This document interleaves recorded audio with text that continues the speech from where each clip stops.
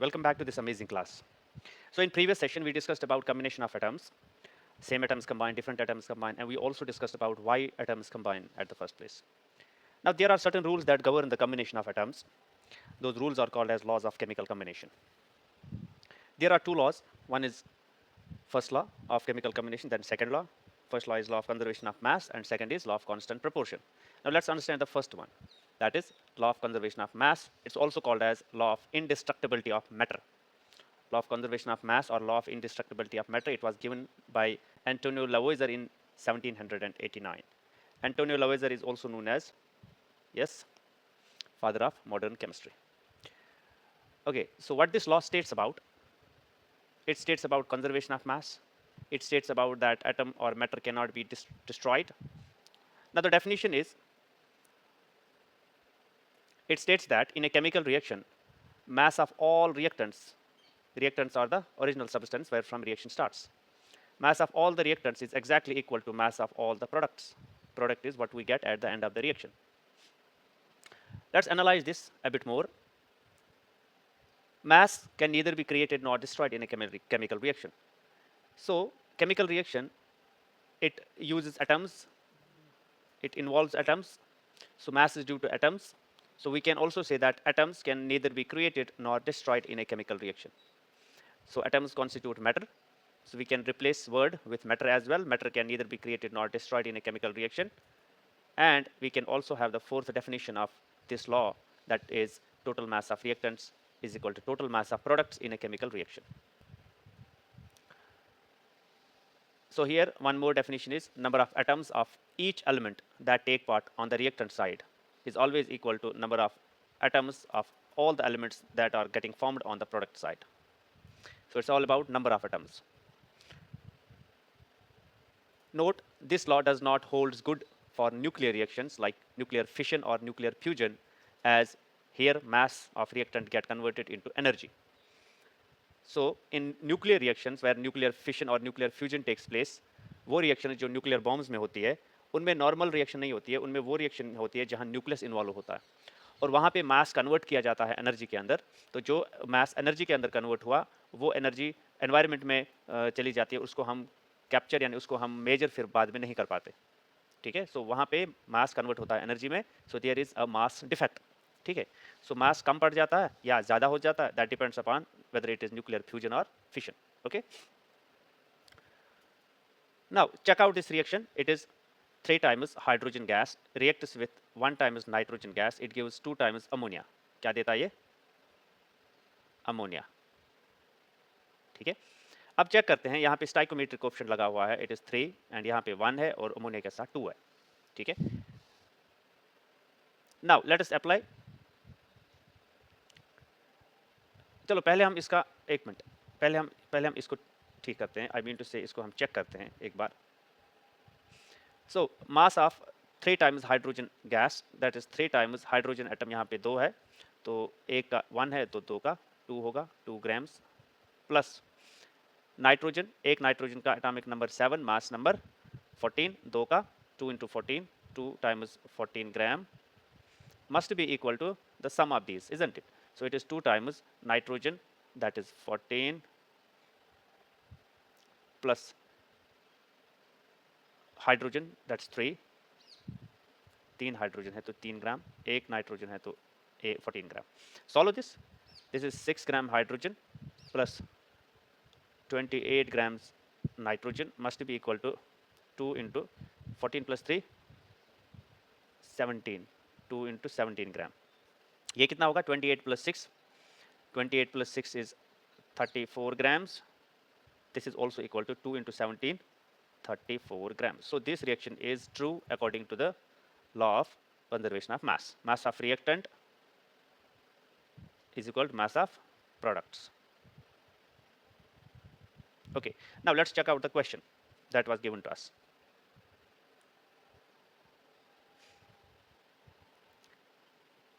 Here we go. You have 15 grams of iron. When it reacts with sulfur as per the given reaction, it forms iron sulfide, FeS. If the total mass of iron sulfide is 25 grams, does this follow the law of conservation of mass? Does this follow the law of conservation of mass? Let's check out. Iron plus sulfur gives FeS. How much? 25 grams. How much iron is there? 15 grams. So we first understand what will be the mass of sulfur in order to equate it. Okay, like in order to make both the sides equal. So X must be, as logically X must be 10 grams. Okay, so we will write 15 grams plus 10 grams is equal to 25 grams. Yes, 15 plus 10 is 25. So it comes to be 25 grams is equal to 25 grams. Yes, this reaction or these numbers are in accordance with the law of conservation of mass. ठीक है, दोनों side से हमको 25 25 तो मिल ही रहा है. Great. Let's move ahead. Law of constant or law of definite proportion. Law of constant proportion was given by Joseph Proust in 1799. The law states that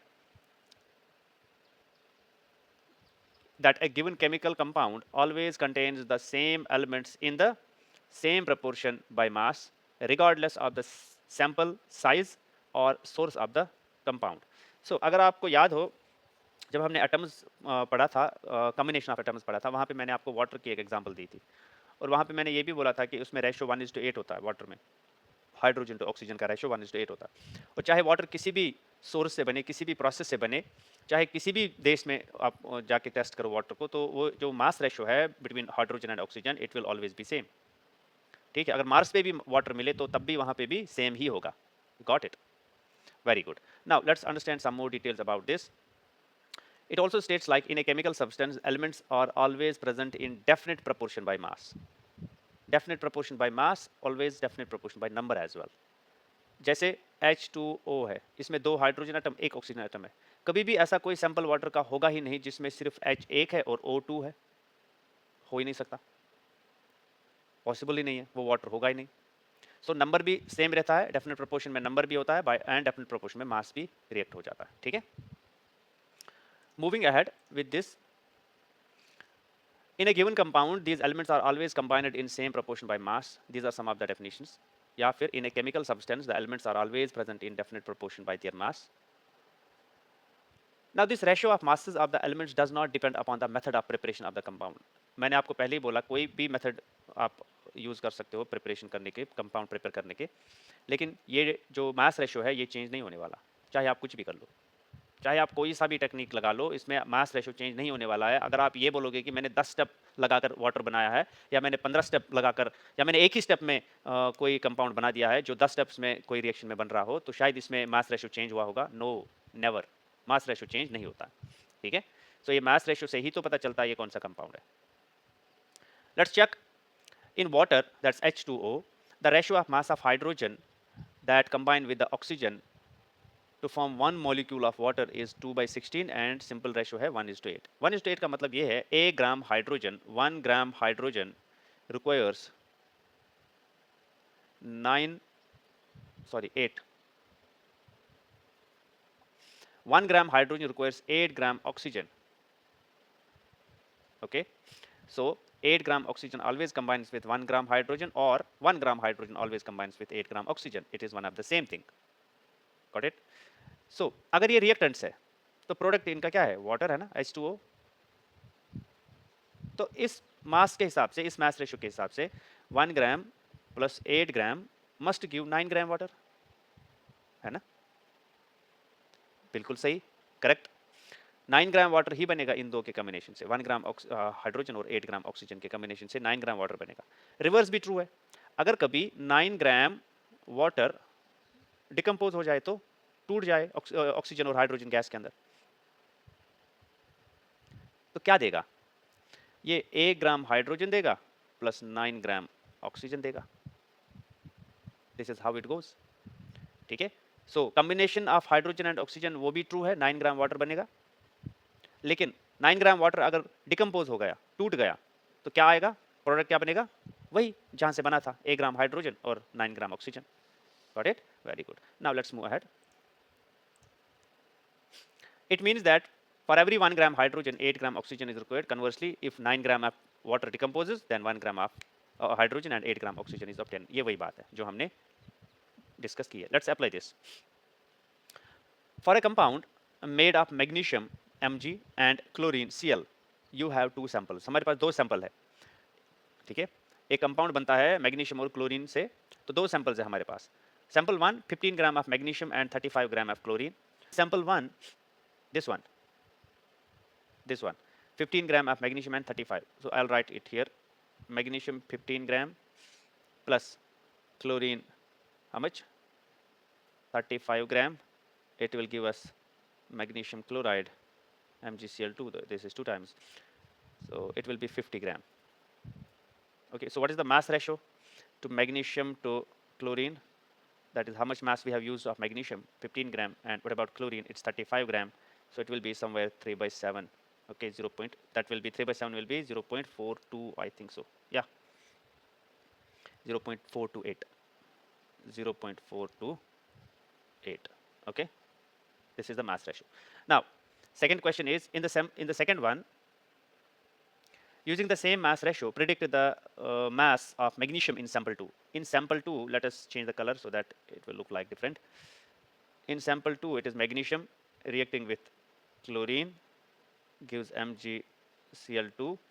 So we have been given 20 grams of chlorine. So it's X gram of magnesium. But we don't know what mass of magnesium can react with X gram. So we can figure out that from here. Okay. For every 3 gram of magnesium, 7 gram of chlorine is reacting. Now, for what about 20 gram? For 1 gram of magnesium, 7 by 3 gram chlorine is required. Or for 1 gram of chlorine, 3 by 7 grams of magnesium is required. What about 20 gram of chlorine? 20 gram of chlorine, 3 by 7 multiplied by 20 gram of magnesium will be required. Okay, so what is this ratio? It is 60 by 7. 60 by 7. It comes out to be 8.57.